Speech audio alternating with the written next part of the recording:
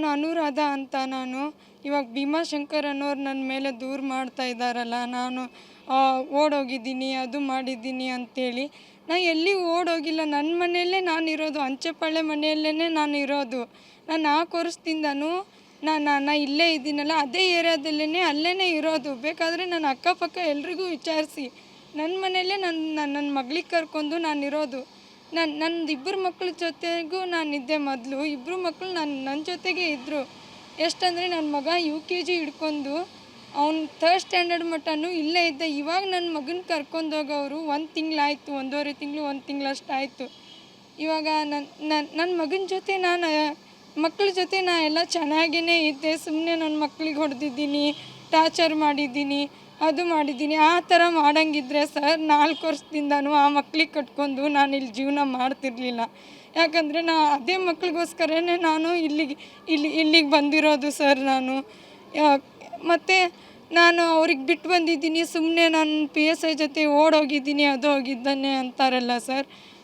ಯಾವುದೇ ಹೆಣ್ಮಕ್ಳಾದ್ರೂ ಗಂಡನ ಮನೆ ಸರಿ ಇತ್ತಂದರೆ ಯಾಕೆ ಸರ್ ಬಿಡ್ತಾರೆ? ಯಾಕೆ ಇನ್ನೊಬ್ರು ಆಸೆ ಪಡಿತಾರೆ ಸರ್? ಗಂಡ ಆದವನೇ ರಾಕ್ಷಸ ಆದಾಗೆ ತಾನೆ ಸರ್ ಹೆಣ್ಮಕ್ಳು ಈ ಸ್ಥಿತಿಗೆ ಬರೋದು. ನಾನು ಅಲ್ಲಿ 5 ವರ್ಷ ಅವನ ಜೊತೆಗಿದ್ದಾಗ ನಾನು ನರಕ ನೋಡಿದ್ದೀನಿ ಸರ್.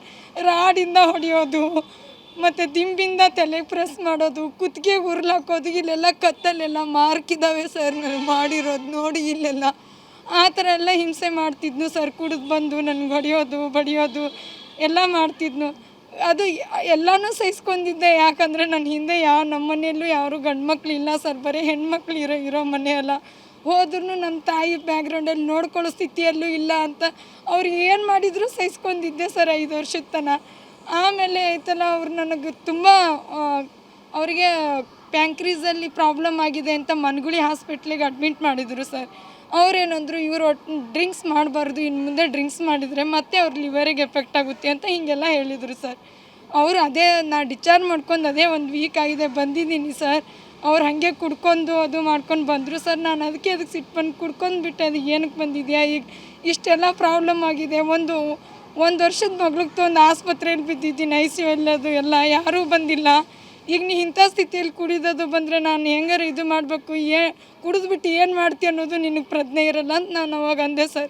ಅಣ್ಣ ನಾನು ಏನು ಮಾಡ್ಕೊ ಹೀಗೆಲ್ಲ ಅಂತವ್ರು ನನಗೆ ಬೈದರು ಸರ್. ಮತ್ತೆ ಹೊಡೆಯೋಕ್ಕೆ ಬಂದರು. ನಾನೇನು ಮಾಡಿದೆ ಸರ್, ಇವ್ರು ಅಟ್ಲೀಸ್ಟ್ ಅಲ್ಲಿ ಸ್ಟೇಷನ್ಗೆ ಹೋದ್ರಾದರೂ ಇವರು ಒಂಚೂರು ಭಯದಿಂದ ಬಿಡ್ತಾರೇನೋ ಕುಡಿಯೋದಂತ ನಾನು ಅವತ್ತು ಸ್ಟೇಷನ್ಗೆ ಹೋದೆ ಸರ್.